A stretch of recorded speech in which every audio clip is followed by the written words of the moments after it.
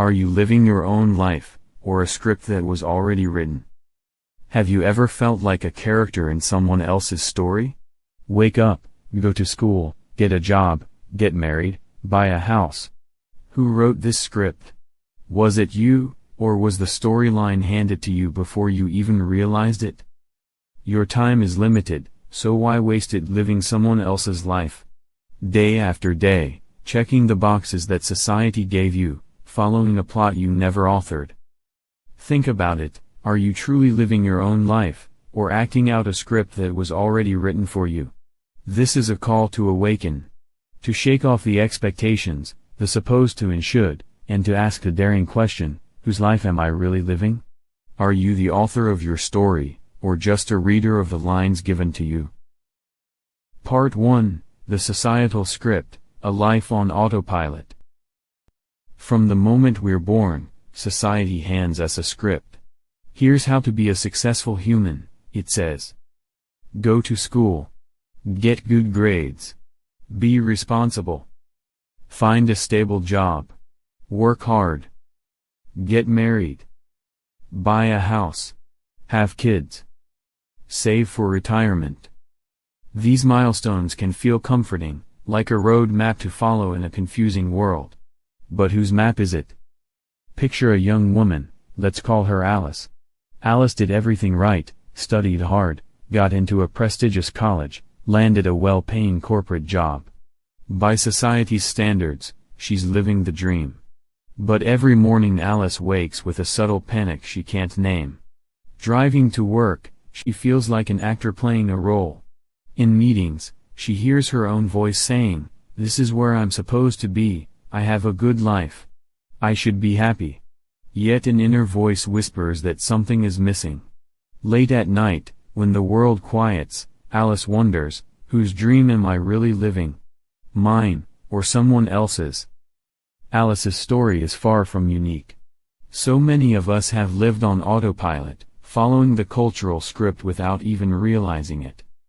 We strive to meet our parents' expectations, to avoid disappointing teachers, to match our peers. We choose careers deemed respectable or lucrative. We shape our lives around what we think we're supposed to do, often without asking, is this what I truly want? Society's script can be useful, it gives structure, guidance. But it can also become a trap. It's like being on a moving walkway at the airport, you're carried along from high school to college to career to marriage, without ever stopping to ask why. Where did this path come from? And where is your voice in all of it? Part 2, Conformity and the Illusion of Choice. We believe we're making choices, choosing our college, our job, our lifestyle. But how many of those choices are real and how many are pre-made options from someone else's menu? Psychologist Erich Fromm warned of a phenomenon he called automaton conformity. In this state, one changes one's ideal self to conform to society's preferred type of personality, losing one's true self in the process. In other words, we shape ourselves to fit what others expect, and convince ourselves that these are our own choices. Imagine walking into an ice cream shop that only offers vanilla, chocolate, and strawberry. If you've never seen other flavors, choosing chocolate might feel like a personal decision, but is it really a free choice? In life, our menu of options is often curated by culture, acceptable careers, definitions of success, ideas of happiness. We accept the reality of the world with which we are presented, just like Christoph, the mastermind in The Truman Show, observed, we accept the reality of the world with which we are presented. We rarely stop to question the menu itself. From childhood, we absorb beliefs and reactions without question. Philosopher Alan Watts noted this brilliantly: we seldom realize, for example, that our most private thoughts and emotions are not actually our own. We think in terms of languages and images which we did not invent, but which were given to us by our society. We learn what it means to be successful, what to fear, even what to desire, from those around us. Our educational systems often reinforce this, praising certain achievements, defining success in narrow terms, funneling everyone through the same mold. We come to equate approval with happiness. We make life choices, study this, take that job, live in this city, thinking there are choices, while often just following pre-written lines. Have you ever wondered, whose values am I living by? Do you work in that high-pressure job because you value it, or because it's what smart, successful people are supposed to do? Did you choose your life's direction out of true passion, or because at some point the world nudged you onto that track? It's a disturbing thought, how much of you is really you, and how much is an amalgam of expectations, norms, and pressures that you've internalized? Take a moment. Consider a major decision you've made, your field of study, your job, your lifestyle. Why did you choose it? Who influenced the choice? Parents? Teachers? The need for approval or status? Did it truly light you up inside, or did it simply check a box on the list of things I'm supposed to do to be alright? Part 3. The weight of expectations, education, career, and success. Consider Ryan, for example. In school, Ryan loved writing stories and tinkering with music. But everyone told him, writing and music are hobbies. You should be an engineer, that's a real career. Wanting to make his family proud, Ryan put aside his creative passions. He studied engineering, landed a solid job. On paper, he's successful. But in quiet moments, he feels a pang of regret when he picks up his guitar or sees a novel on his shelf. The script he followed brought security, but at the cost of his dreams. How many Ryans are out there, doing what they think they should do, while their hearts quietly ache for something else? Our culture often measures success with a rubric: prestigious degrees, high salary, home ownership, admiration from others. It's like a scorecard for life. And there's nothing wrong with any of those things per se. The problem is when we pursue them unquestioningly, even if they don't fulfill us, simply because we've been taught to value them. We can become prisoners of should. I should take this promotion, even if it means less time with family. I should stay in this career, even if it's killing my spirit. I should be married by now, even if I haven't found what I truly want. The word should can quietly wreck lives, as we live to satisfy an invisible judge that's always watching. Many young professionals, after a few years in the working world, hit what's now called a quarter-life crisis. They did everything that was expected, yet find themselves disillusioned. I have the job, the apartment, the lifestyle I was told to want. Why am I unhappy? Is there something wrong with me? There's nothing wrong with them. What's wrong is the one-size-fits-all script that ignores the unique dreams and desires of each soul. The psychologist Carl Jung understood this well. He believed that each person has an individual path, a process of becoming their authentic self, which he called individuation. Jung said the privilege of a lifetime is to become who you truly are. But that requires stepping off the conveyor belt of collective expectations. As Jungian therapist Jason Smith explains, individuation involves differentiating oneself from conformity with collective values. Choosing the values by which one will live instead of merely living out social norms in an unreflective way. In other words, finding yourself may mean gently putting aside the script you've been given, and writing your own. But how many of us do that? It's hard to step off the well-worn path. The path promises safety, approval, familiarity. Society pats you on the back when you follow its script. And deviating? That invites uncertainty, maybe disapproval. No wonder so many stick to the script. It feels safer to fit in, to do what's expected, to avoid rocking the boat. We might sense our life isn't quite ours, but we brush aside that thought. Everyone else is doing this, we think, so it must be right. Right? Part 4. The emotional toll of living someone else's life. What happens when you ignore that inner voice for too long? When you live by a script that doesn't reflect who you truly are? Often, the result is a hollow feeling, a sense that life is happening to you rather than being lived by you. You might achieve impressive things, yet feel like an imposter in your own life. Anxiety and depression can creep in, not out of nowhere, but from the suppressed truth that the life you're living isn't aligned with your spirit. Have you heard the phrase lives of quiet desperation? The writer Henry David Thoreau used it to describe people who go to the grave with the song still in them.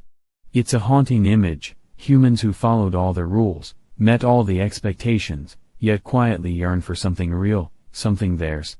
They laugh at parties and say I'm fine, just busy, but inside lies that silent desperation, the unlived life, the script they never got to write. Consider this, a palliative nurse named Brené Brown recorded the regrets of patients on their deathbeds.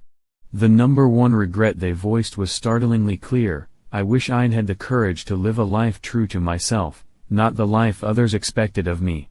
This was the most common regret of all. People realized, at the end, that so many dreams went unfulfilled because they bowed to others' expectations. They had not honored even half of their dreams, and as Ware notes, they had to die knowing that it was due to choices they had made, or not made. Can you feel the weight of that regret? The anguish of looking back and realizing you didn't live on your own terms. It sends a chill down the spine. We don't want to get there. We don't want to wait until our last moments to wake up and see that we missed our own life. So pause now. Look in the mirror, literally or figuratively, and ask, if I continue on this path, will I have regrets? Am I honoring my dreams, or just doing what's expected of me? These questions can be uncomfortable, even frightening.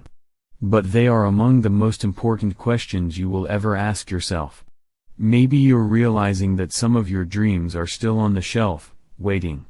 Maybe a part of you that you've hidden away is stirring, asking for attention. It could be creativity, adventure, love, a calling to help others, anything. That part of you is not gone. It's still there, and it wants a voice in your story. Part 5, Breaking Free, Rewriting Your Story. So, what now? If you suspect you've been living by someone else's script, how do you change the story? The good news is you can, starting with awareness. Realizing that you are on a pre-written path is the first step to freeing yourself from it. As the saying goes, you can't change what you're not aware of.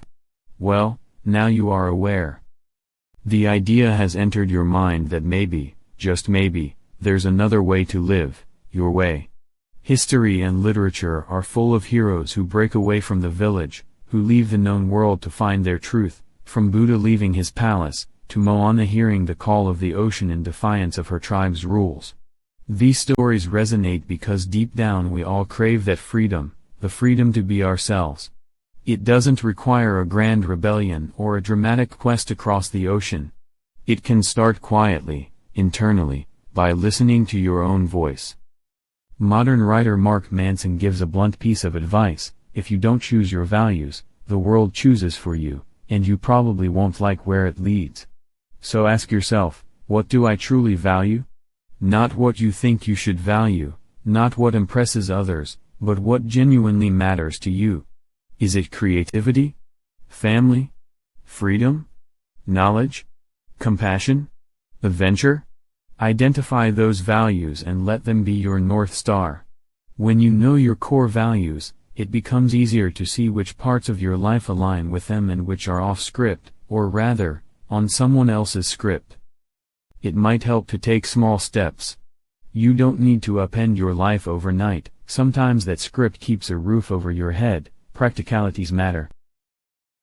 Start with little acts of authenticity. Maybe you pick up that old hobby that once made you feel alive. Maybe you say no to an obligation that doesn't fit your priorities. Maybe you admit to someone, or to yourself, what you really want from life, even if it scares you to say it aloud.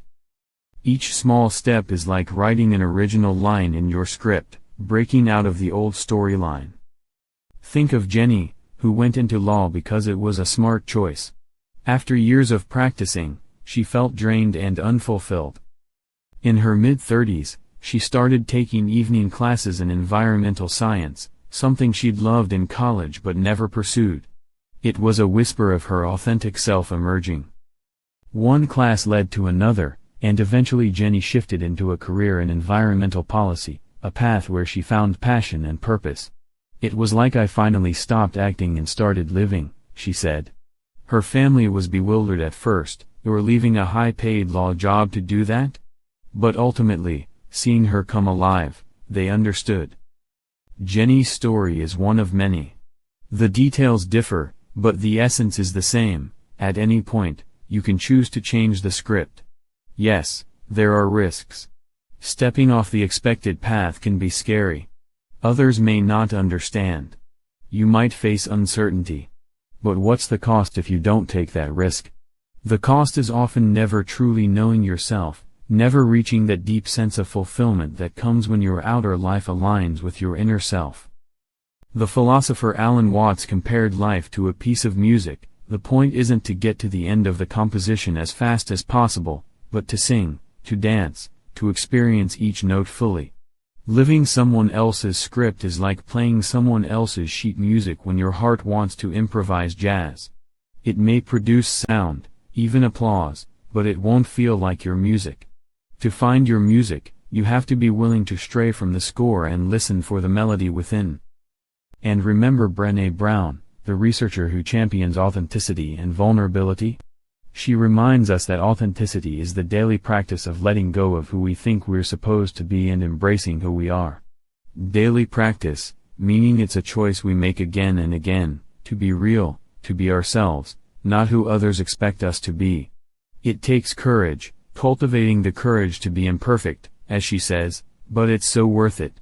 Because on the other side of that courage is a life that feels like your own skin, comfortable and true. Part 6, Conclusion, Reclaiming Your Agency. In the end, this is about personal agency. Who is in charge of your life's script? Is it you, or is it a mix of parents, teachers, social media, peers, tradition, and advertising jingles? It's time to pick up the pen. Time to stop being merely an actor reading lines and start being the playwright of your own destiny. Ask the hard questions. Challenge the comfortable lies. Wake up from the dream that doesn't feel like yours. As you do, you might find parts of yourself that have been sleeping, waiting for you to call them onto the stage. Yes, it can be unsettling, like walking off a well-lit road into a forest. But as mythologist Joseph Campbell beautifully observed, if the path before you is clear, you're probably on someone else's. Your own path won't be pre-clear, you carve it with each step. And that's how it's meant to be, for a life that is truly yours. Recall Steve Jobs, a man who defied many conventions to follow his vision. He advised, don't be trapped by dogma, which is living with the result of other people's thinking. And most crucially, have the courage to follow your heart and intuition. They somehow already know what you truly want to become. Everything else is secondary. Your heart, your intuition, those are your inner compass. They might lead you off the safe script into uncharted territory, but that territory is where you truly come alive. So I ask you once more, as the music swells, are you living your own life, or a script that was already written? It's okay if you don't have the full answer yet. What matters is to keep asking, to never fall asleep at the wheel of your own existence. Question the script. Tear out the pages that no longer fit. Write new ones that do. This is your story. You can reclaim it at any moment. Start now. Wake up to the authorship of your life. Step off the stage of other people's dramas, and walk into the world as the author of your own. Live deliberately, live authentically, and dare to be the hero of your own journey, not a mere extra in someone else's. The pen is in your hand. The next lines are yours to write. Whose life will you live?